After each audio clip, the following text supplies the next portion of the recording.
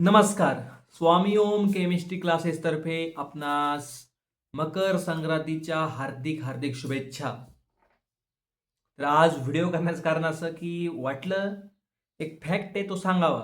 वैज्ञानिक दृष्टिकोन आणि आध्यात्मिक दृष्टिकोन मकर संक्रांतीविषयी.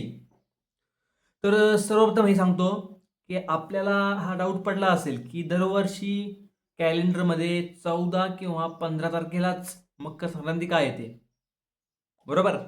तर हा डाऊट आधी क्लिअर करूयात आणि नंतर आपण महत्त्व आणि ते बघूयात. तर पृथ्वी जी आहे आपली, पृथ्वी सूर्याभोवती प्रदक्षिणा घालण्यासाठी पृथ्वीला 365 दिवस आणि 6 तास लागतात. किती? 365 दिवस आणि 6 तास. मग हे उरलेले 6 तास दर 4 वर्षांनी जर एकत्र केले तर एक दिवस बनतो आणि तो असतो लीप इयर. आता मी का सांगितलं याला कारण आहे. जी मकर संक्रांती आहे आपण सौर्य कॅलेंडरनुसार साजरी करतो आणि बाकीचे हिंदू पंचांगातले सण जे असतात ते आपण चंद्राच्या स्थितीवरती साजरे करतो, म्हणजे त्यांच्या तिथी चेंज होतात, तारखी चेंज होतात. फक्त मकर संक्रांती ही सौर्य कॅलेंडरनुसार आपण साजरी करतो, त्यामुळे ती जी डेट फिक्स असते 14 किंवा 15. तर यामध्ये पण एक फ्लक्च्युएशन आहे. 1930 पर्यंत ही तारीख 13 जानेवारी सुद्धा यायची आणि 2080 नंतर ही तारीख 16 जानेवारी मध्ये सुद्धा जाऊ शकते, कारण की पृथ्वीच्या ॲक्सेसमध्ये चेंज झालाय आणि तो ॲक्सेसमध्ये चेंज एकदम कमी आहे, परंतु त्याला 80 वर्ष लागतात तो चेंज व्हायला. म्हणजे 2080 मध्ये 16 जानेवारीला मकर संक्रांती येऊ शकते. तर हे झालं वैज्ञानिक दृष्टिकोन. आणि अजून एक दृष्टिकोन आहे असा की जे आपल्या 12 राशी आहेत त्या 12 राशीपैकी धनु राशीतून मकर राशीमध्ये सूर्याचं जे संक्रमण होतं त्या तिथीला आपण मकर संक्रांती म्हणतो, बरोबर? आता ह्या दिवशी तिळगुळ वाटण्याची प्रथा आहे. आपले पूर्वज खूप हुशार होते. त्यांनी ओळखलं होतं की कोणत्या सीझनमध्ये काय खाल्लं पाहिजे, बरोबर? आता हा थंडीचा सीझन आहे. थंडीच्या सीझनमध्ये खूप गारवा असतो आणि शरीराला एनर्जी जास्त गरज असते. म्हणजे उष्णता भेटली पाहिजे शरीराला. म्हणजे उष्णता काय भेटणार? तिळगुळातून भेटणार. म्हणून आपण तिळगुळ वाटतो, तिळगुळ खातो.